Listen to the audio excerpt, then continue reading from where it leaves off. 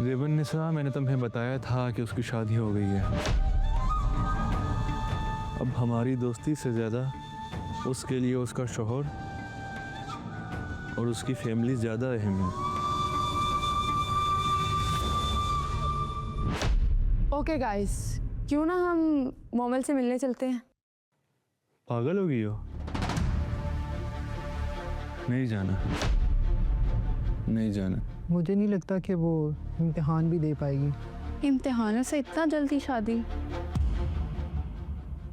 क्या उसके वालिदैन नहीं है जो उसके बारे में अच्छा सोचें? नहीं। ओह,